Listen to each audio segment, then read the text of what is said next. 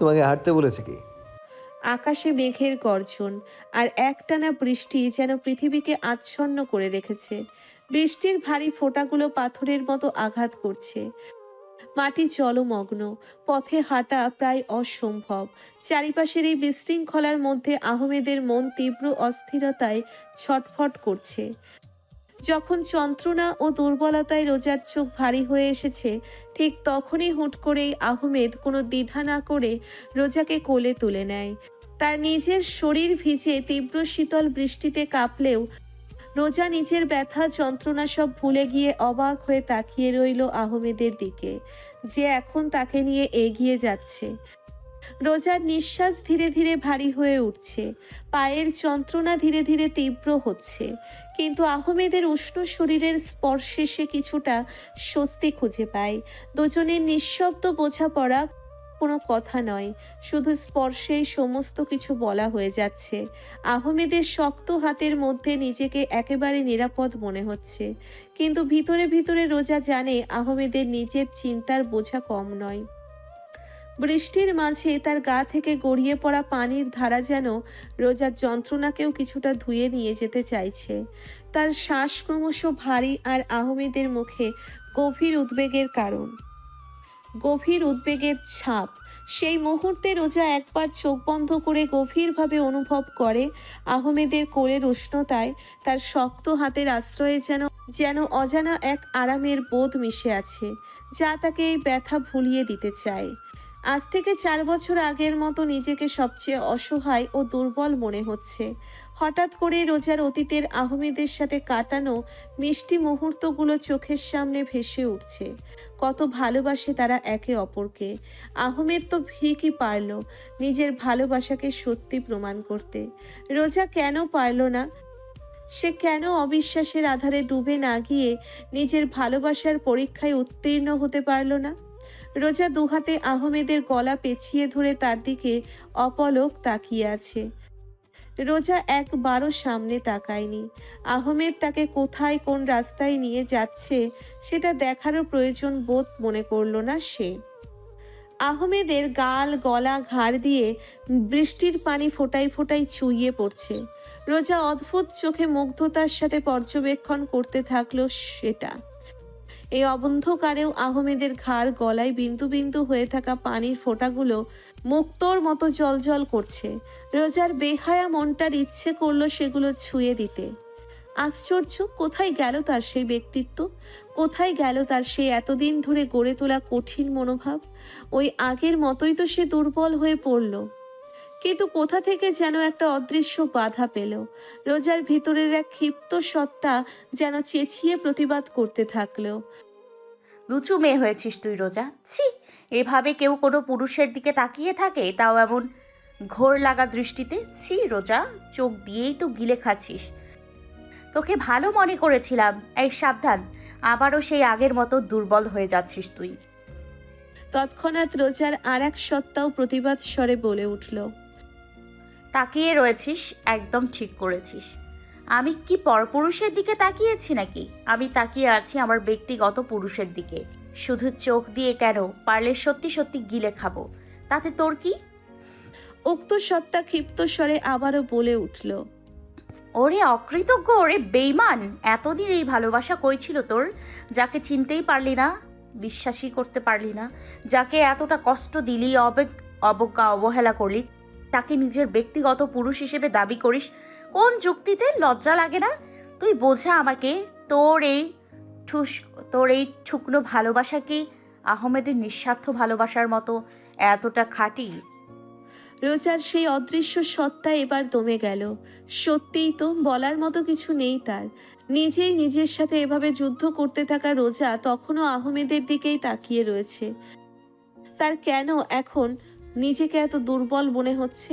চাইলেও দুর্বলতাটা ঢেকে রাখতে পারছে না। অবশ্য এটা সম্ভবও নয়। রোজার এখনো মনে পড়ে তার বাবার বলা কথাগুলো।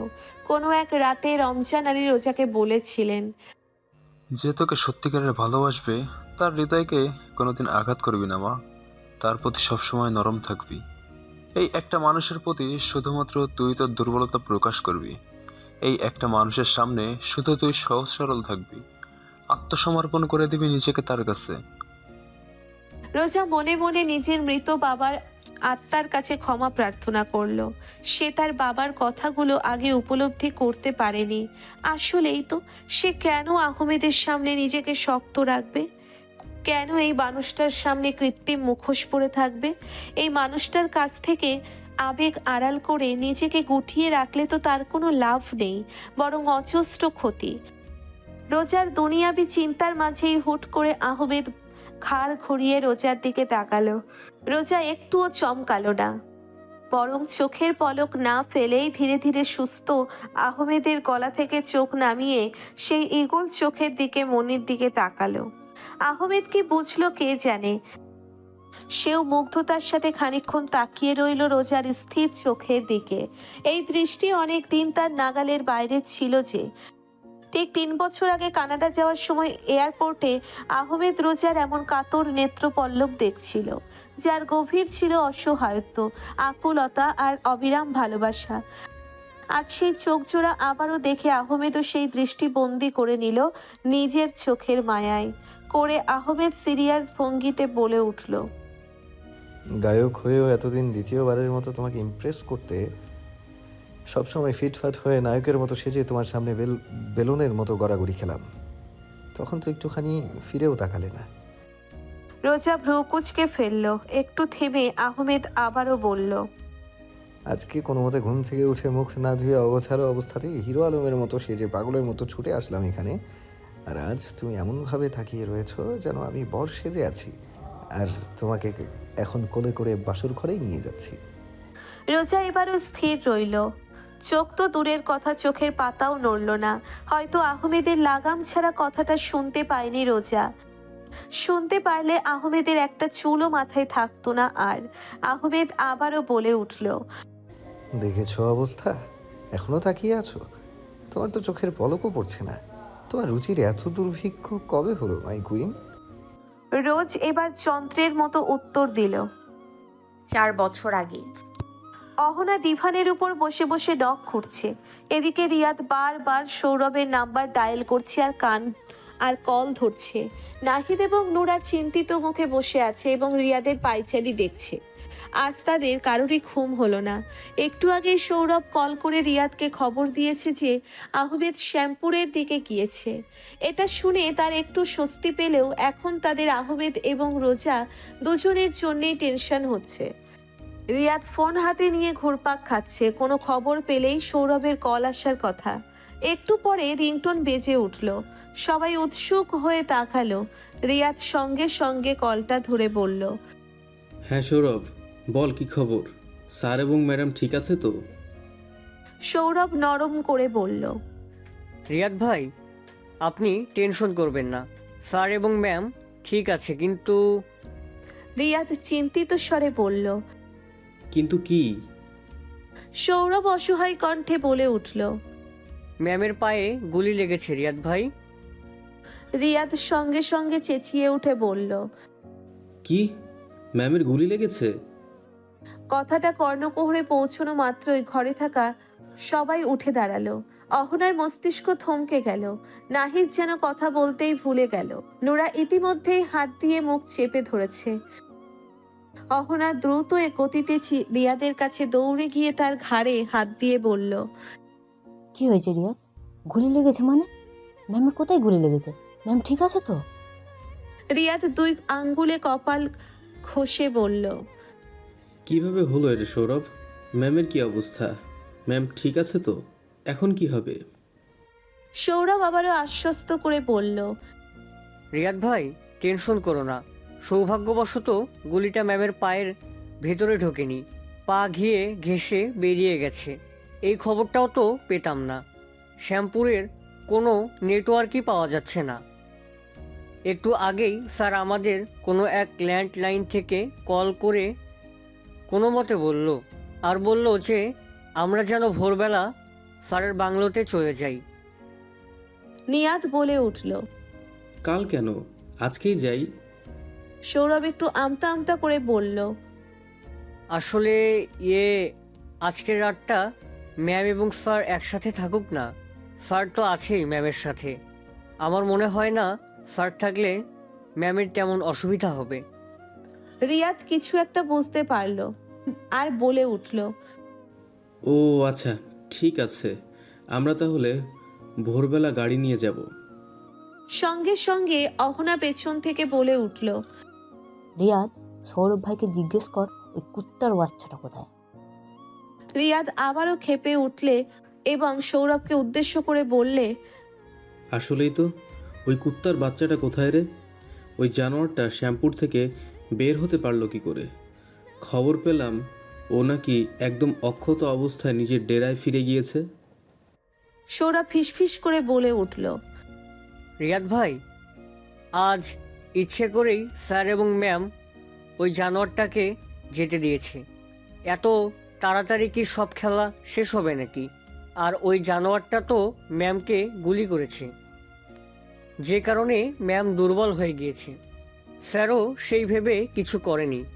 এখন এই সুযোগে তারা যে ম্যাম এবং স্যারকে মেরে ফেলেনি, এটাই অনেক। ম্যাম সুস্থ হয়ে যাক, স্যার কালকে ভোরবেলা ফিরে আসুক, তারপর তো সব হিসেব সুদে আসলে বুঝে নেব। এবার নোরা রিয়াদকে কিছু একটা ইশারা করলো। ইশারাটা রিয়াদ বুঝতে না পারলেও অহনা বুঝতে পেরে ছো মেরে রিয়াদের হাত থেকে ফোন নিয়ে সৌরভকে উদ্দেশ্য করে বলল, সৌরভ ভাই, একটা কথা বলার ছিল। হ্যাঁ অহনা, বলো। না মানে, আসলে আমরা একটা কথা জানতে পেরেছি, যেটা জানতে পারলে হয়তো বা স্যার একদম ভেঙে পড়বে, পাগলও হয়ে যেতে পারে। না মানে, আমি এখনো বুঝতে পারছি না এটা সত্যি নাকি মিথ্যা, তবে মিথ্যা হওয়ার চান্স 0.01%, তাও জানানোটা প্রয়োজন। সৌরভ বলল। কি কথা? অহনা বলে উঠল, আমাদের ম্যাম তো লুকিয়ে বিয়ে করেছে সৌরভ ভাই। সৌরভ আর মনে বলে উঠল, ও আচ্ছা, এ তো খুব ভালো কি? বিষয়টা ঠিকঠাক মস্তিষ্কে পৌঁছতেই সৌরভের মাথায় বাজ ভেঙে পড়ল। এটা কিভাবে সম্ভব? আহমেদ এটা সহ্য করবে কিভাবে? এই কথাটা কোনো মতে যদি আহমেদ জানতে পারে তাহলে সবাইকে খুন করে দেবে, এটা মনে করেই সৌরভ ঢোক গিলল। কি বলছো অহনা? তোমার কোথাও ভুল হচ্ছে হয়তো। আরে ম্যাম কেন বিয়ে করতে যাবে? আজব! কোন অভাগা ম্যামের মতো বিপজ্জনক নিরামিষ অদ্ভুত মানুষকে বিয়ে করবে বলো? ধুর, এটা ভুয়া খবর। আর তাছাড়া ম্যাম তো স্যারকে ভালোবাসে। অহনা নিজেও চিন্তিত হয়ে বলল, আরে আমিও তো সেটাই জানি, কিন্তু ম্যাম আসলেই বিয়ে করেছে, জলজন্ত প্রমাণও আছে।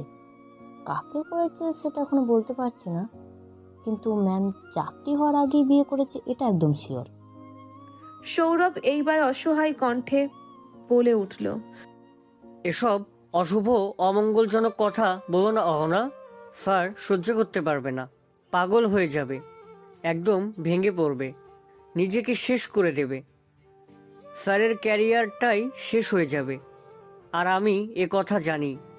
এটা জানলে একদম গাছের সাথে উল্টো করে ঝুলিয়ে পেটাবে আমায়। দয়া করে এটা যেন ভুলো না। আহমেদ এবং রোজা ঠিক আছে এটা জানার পরই সবাই একটু স্বস্তি পেল, কিন্তু অহনা রুম জুড়ে পায়চারি করছে। রোজার পার্সোনাল ইনফোতে ম্যারিড লেখাটার কথা ভাবছে। এটা ভুয়া হতেই পারে না, অফিসিয়াল কাগজে কখনো ভুয়া তথ্য ম্যাম দিতে পারবেন না। তাহলে কিভাবে কি? ম্যাম কখন বিয়ে করলো, কেন বিয়ে করলো, কবে বিয়ে করলো, আহমেদ স্যারের মতো একটা ব্র্যান্ডেড প্রোডাক্ট রেখে কাকে বিয়ে করলো, আমরা কেন কিছু জানতাম না? ম্যাম যদি বিয়ে করেই থাকে তাহলে ম্যামের সেই অভাগা হাজব্যান্ড কোথায় এখন? রিয়াদ বিরক্তির স্বরে বলল, কি শুরু করেছিস তুই? থাম তো, ম্যাম আসুক না, তারপর জিজ্ঞাসা করবি। নাহিদ রিয়াদকে অনুকরণ করে ব্যঙ্গ করে বলে উঠল, হ্যাঁ ম্যাম আসুক না, তারপর জিজ্ঞেস করবে। ম্যামকে এই কথা জিজ্ঞেস করলে জলের বেগে গুলি করে মাথার খুলি উড়িয়ে দেবে, নিজের হাড্ডিও খুঁজে পাবে না। আবার যদি জানতে পারে আমরা ম্যামের পার্সোনাল ইনফোর ফাইলে ম্যামের অনুমতি না নিয়ে হাত দিয়েছিলাম, তাহলে তো আমাদের পেটে হাই ভোল্টেজে বোম মেরে দেবে।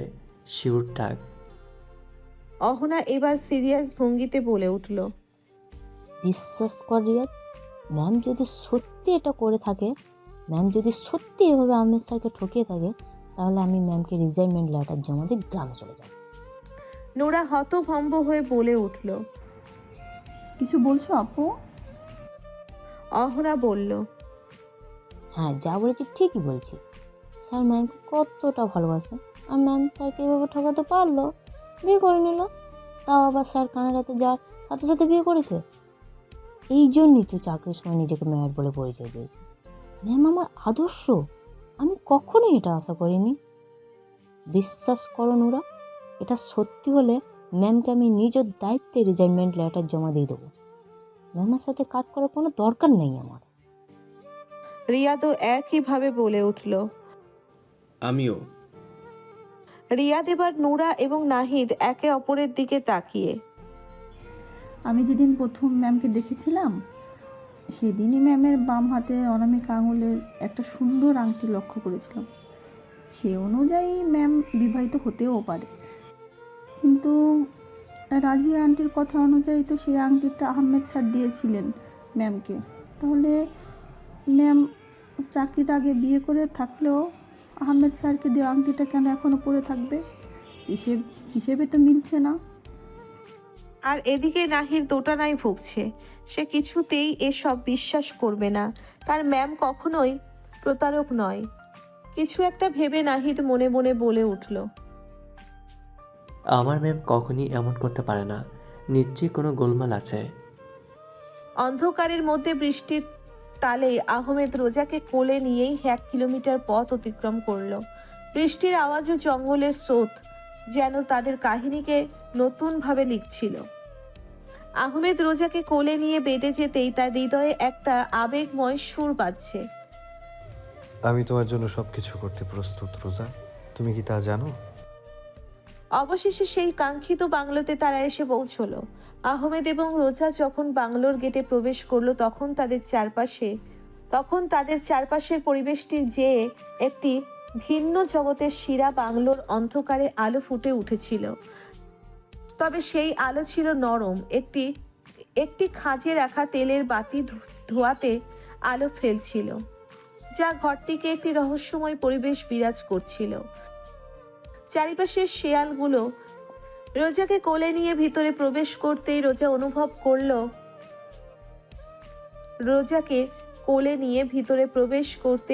অনুভব করলো যেন তার সঙ্গ, দুঃখ, বেদনা, ভয় আর অভিমান সেখানে কেউ তাদের বিরক্ত করবে না।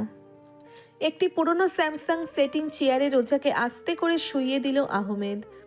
এরপর রোজার কাছ থেকে সরে আসতে চাইলেই বাধা পেল। রোজা এখনো আহমেদের গলা ধরে আছে, বেশ ভালোই শক্ত করে ধরেছে। আহমেদ ভাবলো ঠান্ডায় রোজা গলা ছাড়ছে না, তাই নরম কণ্ঠে বলল। কি হলো রোজা, ছাড়ো আমায়। রোজা নিভু নিভু চোখে কপট রাগ দেখিয়ে বলল। 4 বছর আগে। কেন ছাড়বো কেন? ফোসকা পড়ছে আপনার গায়ে? আমি ধরলে ছাড়ো ছাড়ো করছেন আপনি। আর ওই মেয়ে যখন ধরেছিল, কাছে এসেছিল, তখন তো আপনার মুখেও কথা ছিল না, গায়েও শক্তি ছিল না। আহমেদ অবাক হয়ে বলল। রোজা আরেকটু জোরে বলল। কেন? ওই মেয়ের ছোঁয়া অনেক ভালো লাগছিল, তাই না? মিসকিনের মতো যে ছোট ছোট জামা কাপড় পরে এসেছিল, ওগুলো ভালো লেগেছিল? যেবার স্পর্শ খুব ভালো লেগেছে। এই কারণেই এখন তো আমাকে গেয়েও মনে হচ্ছে, আমার স্পর্শ গরিবই মনে হচ্ছে। আহমেদ হতভম্ব হয়ে বলল।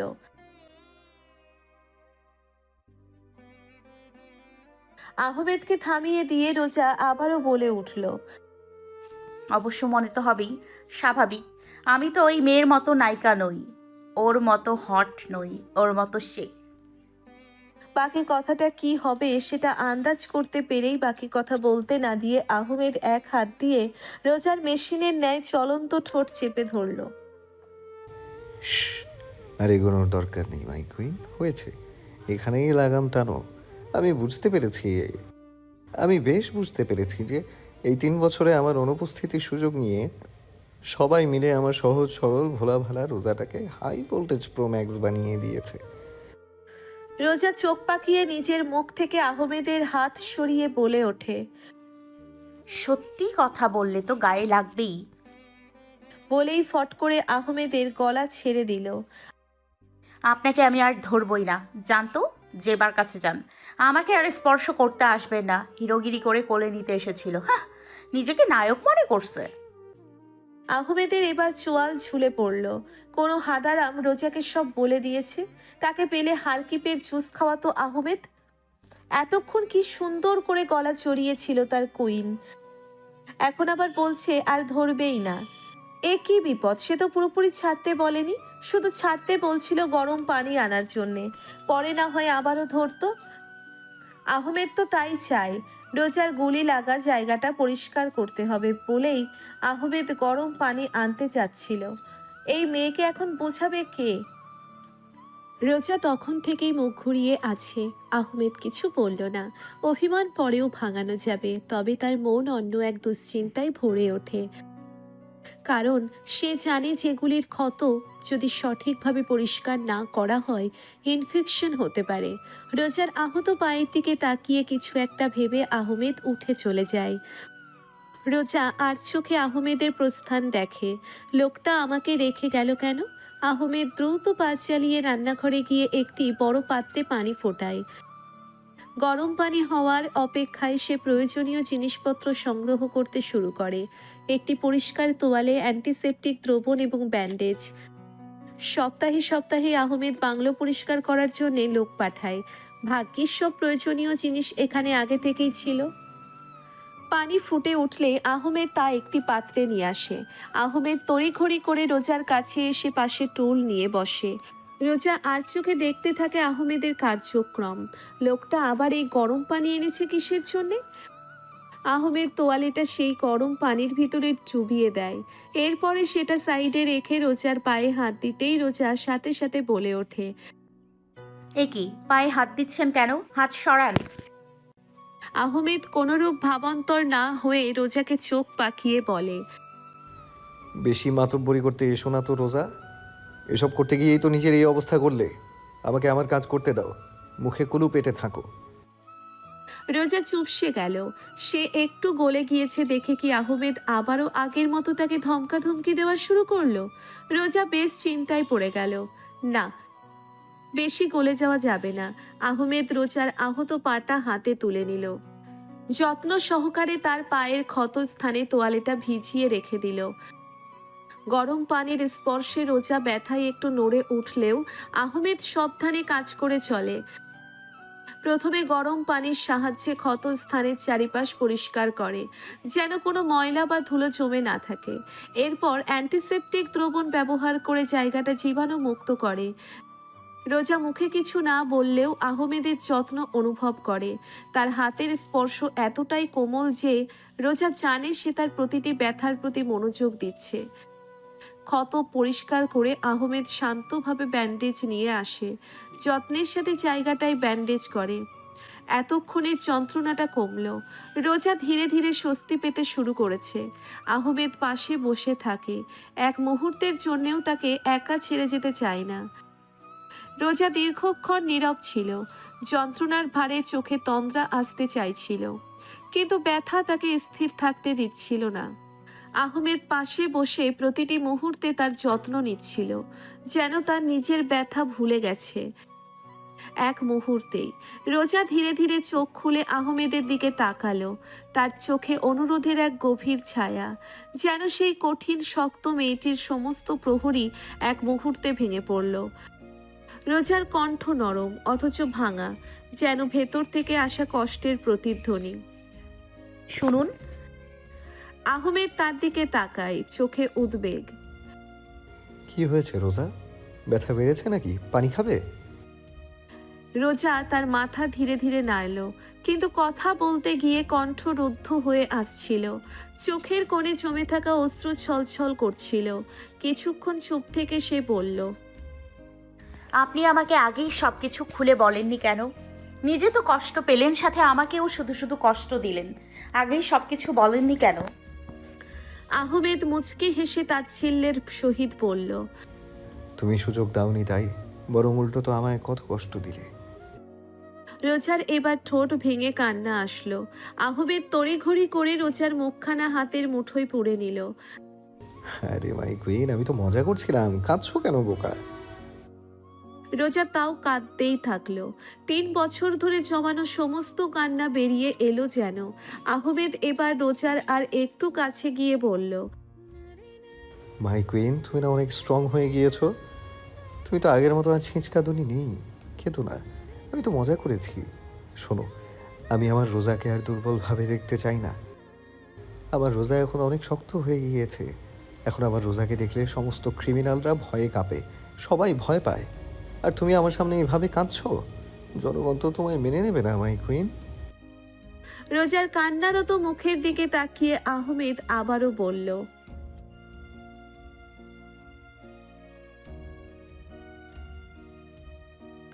রোজা হালকা হিচকি তুলতে তুলতে বলল, আপনি আমায় এখন ঘৃণা করেন তাই না? রোজার প্রশ্নে আহমেদ কয়েক মুহূর্ত স্তব্ধ হয়ে যায়। তার চোখের কোণে অদ্ভুত এক গভীর দৃষ্টি, যেন শব্দ খুঁজে পাচ্ছে না। তারপর ধীরে ধীরে রোজার দিকে এগিয়ে এসে গভীর কণ্ঠে বলল, তোমাকে ঘৃণা?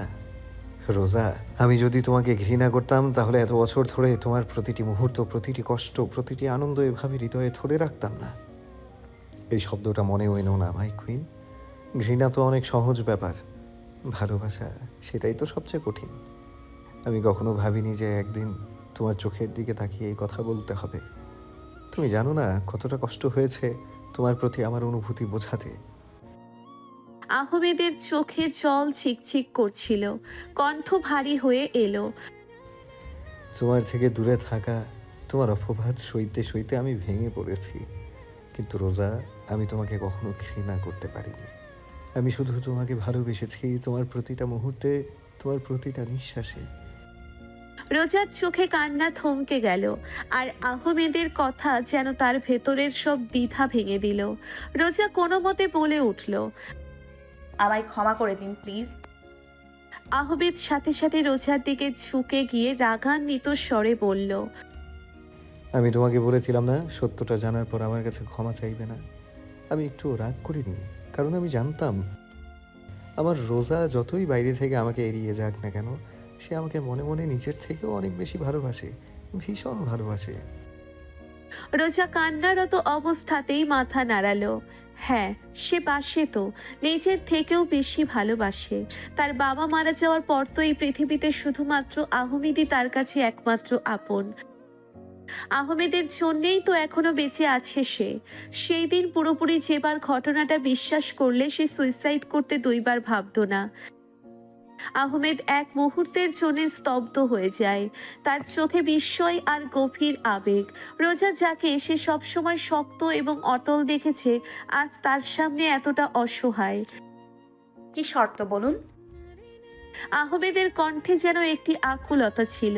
সে সামনে এগিয়ে এসে রোজার হাত ধরে ফেলল। রোজা তাকে ছুঁতে পারল না, কারণ তার মন ও শরীরের মধ্যে দ্বন্দ্ব চলছিল। আহমেদ রোজার চোখের দিকে তাকিয়ে বলল, রোজা, তবে আমি একটা শর্তে তোমাকে ক্ষমা করতে পারি। রোজা যেন এরই অপেক্ষায় ছিল, তড়িঘড়ি করে বলে ওঠে। কি শর্ত বলুন? আহমেদ একটা ঢোক গিলে বলল, কানাডা যাওয়ার পর থেকে আজ পর্যন্ত একটা রাত আমি ঠিকমতো ঘুমাতে পারিনি। দেশে আসার পর থেকে তো তোমার অবহেলায় ঠিকমতো নিঃশ্বাসটাও নিতে পারিনি। একটু থেমে আহমেদ আবেগঘন কণ্ঠে আবারও বলল, একটু শান্তিতে ঘুমাতে চাই আমি রোজা। তোমার বুকে মাথা রেখে একটু ঘুমোই। চিন্তা করো না, বেশি ভার দেব না।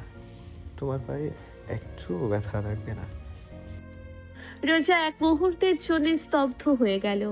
এত আকুল আবেদন, তার চোখের গভীরে ফুটে উঠল এক অজানা মমতার ছোঁয়া।